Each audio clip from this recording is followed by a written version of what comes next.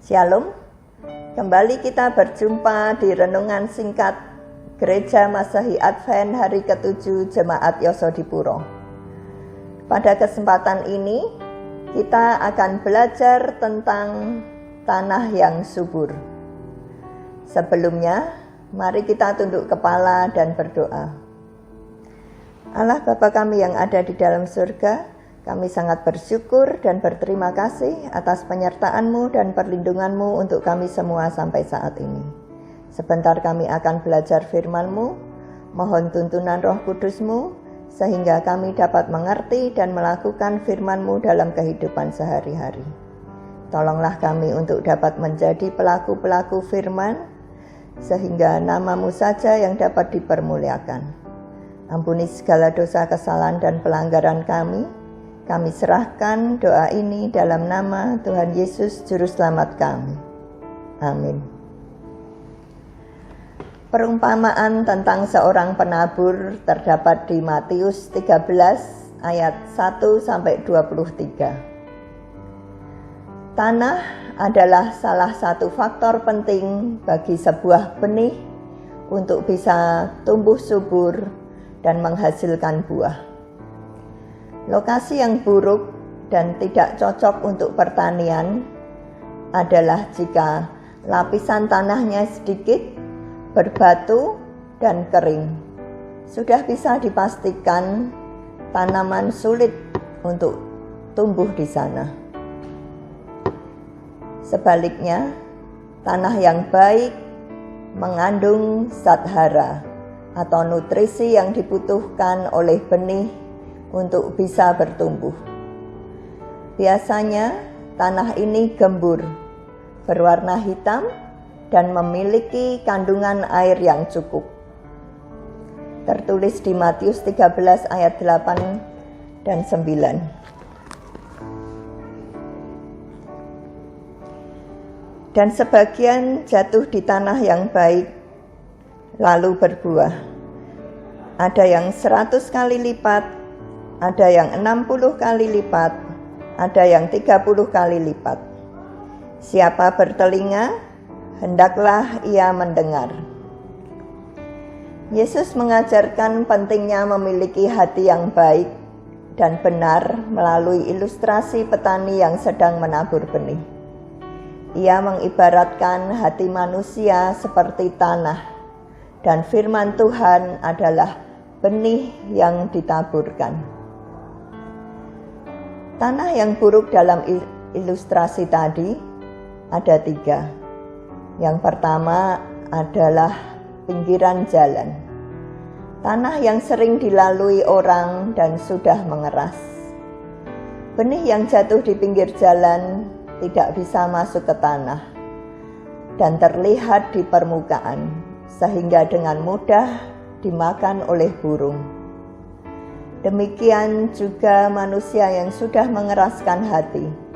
Firman Tuhan tidak bisa masuk ke dalam hatinya, sehingga setan dengan mudah mencuri berkat-berkat yang Tuhan seharusnya ia terima.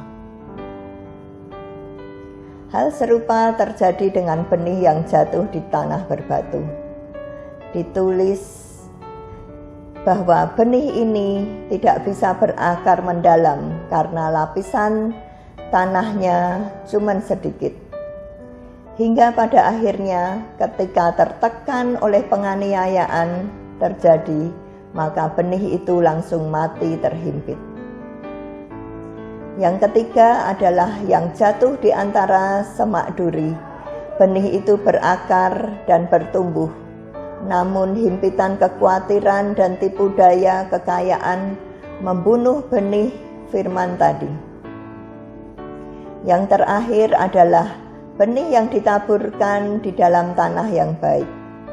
Benih-benih itu bertumbuh dan menghasilkan buah. Yang menarik, setiap tanah memiliki kapasitasnya sendiri. Ada yang menghasilkan 30 kali lipat, 60 kali lipat, dan bahkan 100 kali lipat. Respon hati kita menentukan benih firman Tuhan itu untuk bertumbuh dan berbuah lebat. Sama-sama mendengarkan firman Tuhan, namun akhirnya bisa berbeda. Responnya bisa berbeda. Sama-sama kita melayani pekerjaan Tuhan, tapi motivasi hati kita masing-masing berbeda-beda. Firman Tuhan mengajarkan kepada kita, setiap kali mendengarkan firman Tuhan, menyimpannya di dalam hati dan melakukan firman Tuhan di setiap kehidupan kita. Karena firman Tuhan itulah yang menjadi penolong untuk menuntun hari-hari di depan kita.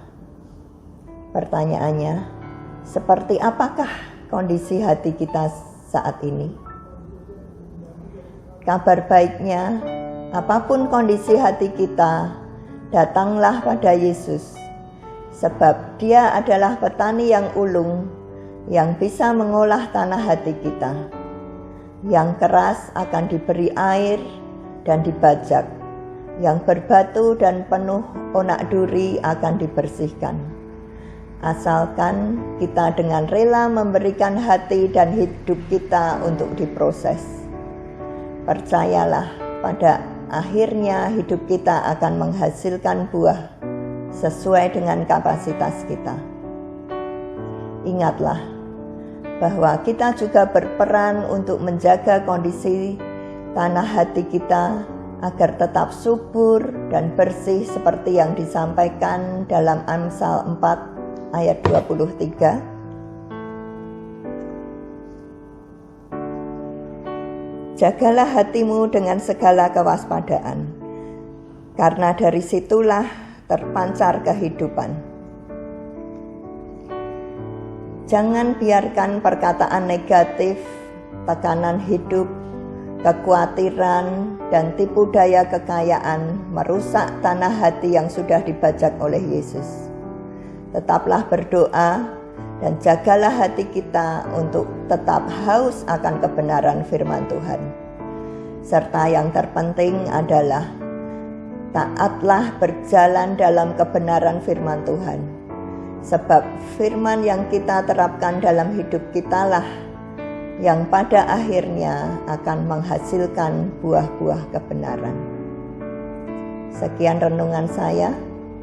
Tuhan memberkati.